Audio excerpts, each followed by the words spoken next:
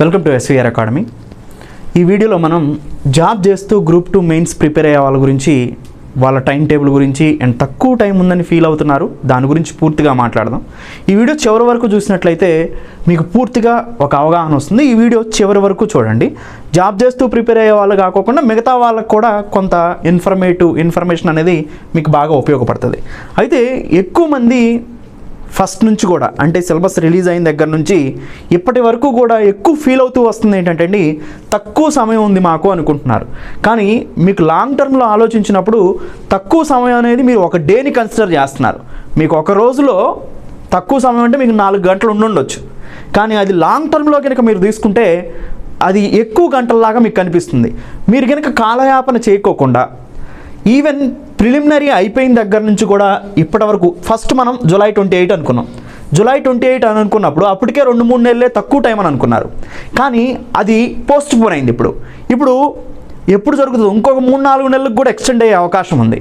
అంటే మీకు మొత్తం మీద 7-8 నెలలు వచ్చింది, ఏది ఫస్ట్ నుంచి కనుక ప్రిపేర్ అయి ఉంటే. అందుకనే దీని నుంచి మనం ఏం నేర్చుకోవాలి అంటే, ఎవరో ఏదో చెప్పేది కాకోకుండా ఉన్న సమయాన్ని చదువుకుంటూ పర్ఫెక్ట్గా వినియోగించుకోవటం అనేది చాలా ముఖ్యం. ఉన్న సమయాన్ని వినియోగిస్తూ వెళ్తే రోజుకి ఎన్ని అవర్స్ వచ్చినా లాంగ్ టర్మ్లో అది మీకు ఎక్కువ అవర్స్ లాగా కనిపిస్తుంది. సో ఇది బేసిక్ అనమాట. అంటే ఫస్ట్ మీరు జూలై 28 లేదా జూలైలో లాస్ట్కో ఎగ్జామ్ జరిగిద్దని అనుకున్నారు. కానీ అది ఏమైంది? ఎక్స్టెండ్ అయింది. ఫర్దర్గా ఏపీపీఎస్సీని నమ్ముకోవాలి మనం. ఏపీపీఎస్సీ ఎప్పుడు అనౌన్స్ చేస్తుందో తెలియదు ఇప్పుడు.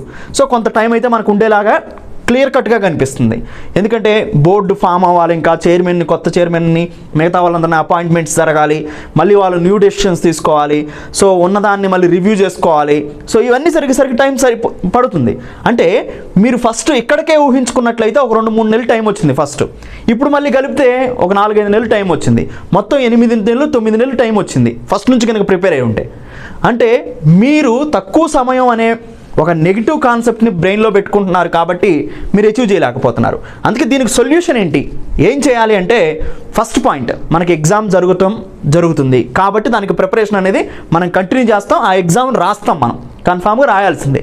మరి ఆ రాసే లోపల మనకున్న తక్కువ సమయం అని ఏమీ చదువుకోకుండా కూర్చోవటం వల్ల లేదా పైపైన చదవటం వల్ల ఏ ఉపయోగం లేదు.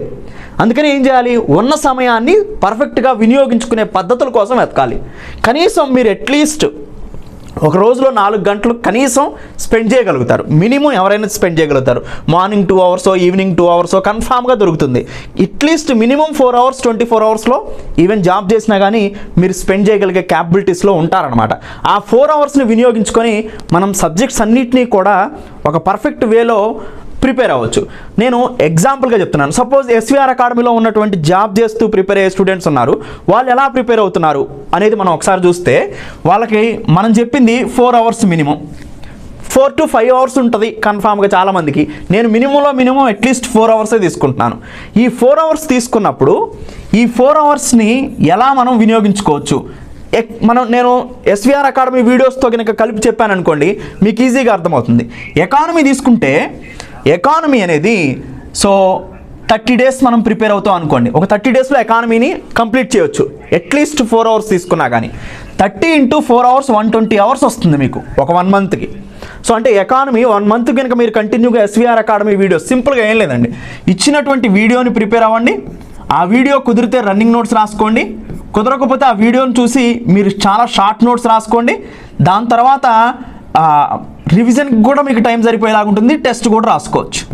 సో ముందైతే వీడియో చూసి మీకు నచ్చినట్లు కనుక ఆ నోట్స్ కనుక మేక్ చేసుకుంటే చాలు. ఇంకా మీరు ప్రత్యేకంగా ఇంకొక స్టడీ మెటీరియల్ దాన్ని చదవటం లేదా ఇంకొక వేరు సోర్సెస్, ఎప్పుడు కూడా సక్సెస్కి ఒక కారణం ఏంటంటే, ఒకదాన్ని నమ్మాలి, దాన్నే ఫాలో అవ్వాలి, దాన్నే రివిజన్ చేయాలి, దానికి సంబంధించినటువంటి పూర్తిగా దాని మీద ఎఫర్ట్ పెట్టాలి.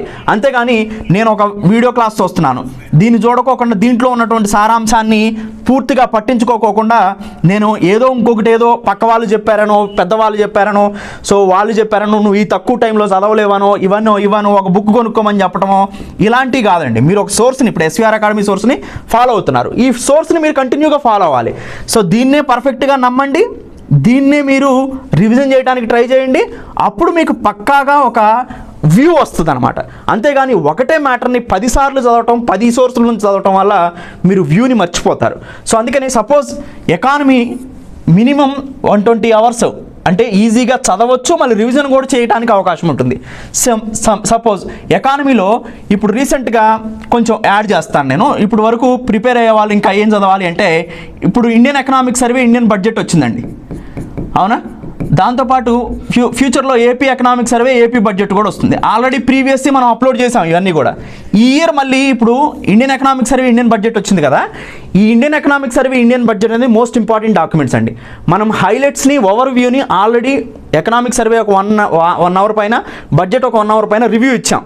అయితే ఇంకా మీరేం చేయాలంటే, నేను లోపల కనీసం అట్లీస్ట్ ఎకనామిక్ సర్వే నుంచి, బడ్జెట్ నుంచి అట్లీస్ట్ ఒక 20 వీడియోస్ ఇస్తాను లోపల ఆన్లైన్ కోర్స్ వాళ్ళకి. ఆ 20 వీడియోస్ చూస్తే మీరు ఇండియన్ ఎకానమీలో 80% మార్క్స్ని స్కోర్ చేస్తారండి. అది ఎలా అండి ఈ రెండింటి నుంచి అంటే, ఈ రెండిట్లో ఇన్ఫ్లేషన్ గురించి మాట్లాడతారు, ఈ రెండిట్లో బడ్జెట్కి సంబంధించిన జీడిపి గురించి మాట్లాడతారు, నేషనల్ ఇన్కమ్ గురించి మాట్లాడతారు, సో ప్రైసెస్ గురించి మాట్లాడతారు, సో మానిటరీ పాలసీ గురించి మాట్లాడతారు, ఆర్బీఐ గురించి మాట్లాడతారు, సో బడ్జెటరీ డాక్యుమెంట్ గురించి మాట్లాడతారు, ఫిజికల్ పాలసీ గురించి మాట్లాడతారు, సో ఎంప్లాయ్మెంట్ గురించి మాట్లాడతారు, పోవర్టీ గురించి మాట్లాడతారు, సో నీతి ఆయోగ్ గురించి మాట్లాడతారు, ప్లానింగ్ కమిషన్ గురించి మాట్లాడతారు.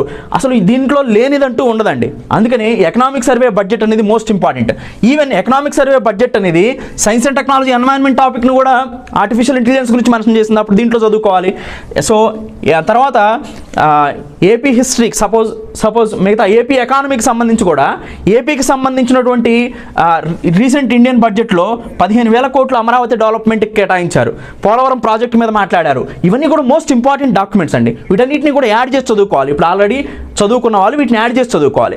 దాంతోపాటు సైన్స్ అండ్ టెక్నాలజీ, ఎన్వైరన్మెంట్, ఇది చాలామందిని మనం గమనిస్తే అండి, ఇది కూడా మీ plan of action 120 hours, polity కూడా 120 hours, AP history 120 hours, clear కట్గా ఒక్కొక్క సబ్జెక్ట్ని క్రిస్టల్ క్లియర్గా కవర్ చేయొచ్చు ఎస్వీఆర్ అకాడమీలో.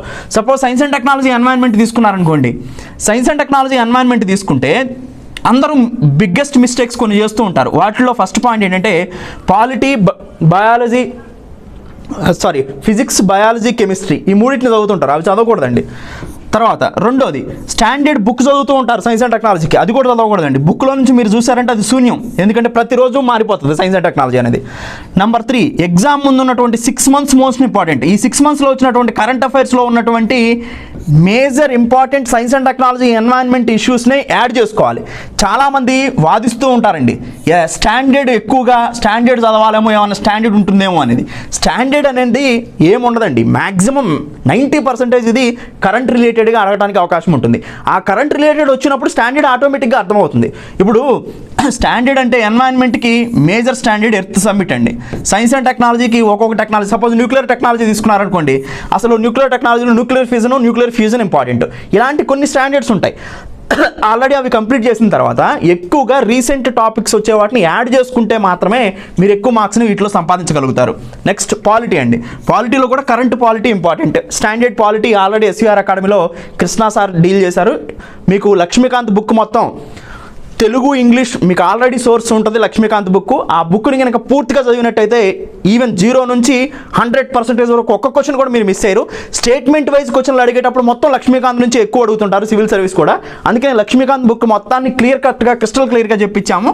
సో పాలిటీ అనేది, సో ఆ పాలిటీ కనుక మీరు చూసినట్లయితే మీకు 120 అవర్స్లో ఈజీగా కంప్లీట్ అయిపోతుంది, ఇంక్లూడింగ్ రివిజన్ కూడా పైపైన చేసుకోవడానికి మీకు అవకాశం ఉంటుంది. ఏపీ హిస్టరీ విషయానికి వస్తే ఇది కూడా సేమ్ అండి, మీకు 120 అవర్స్లో ఈజీగా చదవచ్చు. ఏపీ హిస్టరీలో ముఖ్యమైనది యాన్సెంట్ అండ్ మిడివల్ పార్ట్, ఇవి మోస్ట్ ఇంపార్టెంట్ అండి. ఎక్కువ మంది మోడర్న్ మీద ఎక్కువ టైం కనుక కేటాయించారంటే మీరు తక్కువ మార్క్స్ గెయిన్ చేయడానికి అవకాశం ఉంటుందండి. మీరు మేజర్గా ఫోకస్ చేయాల్సింది 1st, 2nd, 3rd చాప్టర్స్ అండి. అండ్ 4th, 5th వచ్చేసరికి మీకు ఆ ఇంటెన్సిటీ మార్క్స్ అనేది తగ్గుతూ ఉంటాయి. సో వాటి మీద ఎక్కువగా కాన్సన్ట్రేషన్ చేయడం కన్నా కూడా 1, 2, 3 డైనస్టీస్ మోస్ట్ ఇంపార్టెంట్ అండి. అవి కనుక అర్థమైతే AP history, modern AP history చాలా సింపుల్ అండి, మీరైనా కానీ ఎక్కడైనా చదువుకోవచ్చు, చాలా ఈజీ అనమాట. సో అందుకని ఏపీ హిస్టరీలో ancient and medieval AP history మీద ఎక్కువగా కాన్సన్ట్రేషన్ చేయండి, కింగ్డమ్స్ మీద ఎక్కువగా కాన్సన్ట్రేషన్ చేయండి, మీకు ఎక్కువ మార్క్స్ రావడానికి అవకాశం ఉంటుంది. ఎందుకో కాంప్లెక్స్ టాపిక్ కూడా అదే అనమాట. సో ఏపీ హిస్టరీని కూడా మీరు అలానే టైం కేటాయించి కనుక చదవగలిగితే చాలా ఈజీగా మీ ప్రిపేర్ అవడానికి అవకాశం ఉంటుందన్నమాట. సో మొత్తానికి 4 hours మీరు కేటాయించినా కానీ, సో 3 or 4 monthsలో కంప్లీట్ అయిపోతుంది. మీరు అట్లీస్ట్ 3 months 4 months 3.5 monthsలో కంప్లీట్ అయిపోతుంది. అదే మీరు ఫస్ట్ నుంచి కనుక చదివితే ఇప్పటికే అయిపోయేదే, మళ్ళీ రివిజన్ చేసుకునేవాళ్ళు. ఇప్పటికైనా పోయిందేం లేదు. సో ఇప్పటి నుంచి అయినా కానీ ఈ షెడ్యూల్ని కనుక మీరు ఫాలో అవ్వగలిగితే, సో భయపడకోకుండా, ఎలాంటి ఇబ్బందులు పడుకోకుండా, తక్కువ టైం అనే ఒక వాడిని మనసులో రానికోకుండా కనుక మీరు చదవగలిగితే చాలా ఈజీగా మీరు గ్రూప్ 2 మెయిన్స్ని ప్రిపేర్ అవ్వచ్చు అండ్ క్రాక్ చేసే అవకాశం కూడా మీకు పాసిబిలిటీస్ ఎక్కువగా ఉంటాయి. సో ఎనీవే, జాబ్ చేస్తూ ప్రిపేర్ అయ్యే వాళ్ళు మీకున్న సమయాన్ని ఎంతైతే సమయం ఉంటుందో దాన్ని మొత్తాన్ని కేటాయించి కంప్లీట్ చేయడానికి ట్రై చేయండి. అదే మీ దగ్గర ఉన్నటువంటి ఆయుధం. అంతకన్నా పెద్ద ఆయుధాలు అయితే మీ దగ్గర లేవు. సో ఆ టూల్ని మీరు ఉపయోగించుకోండి. Thank you. Have a nice day.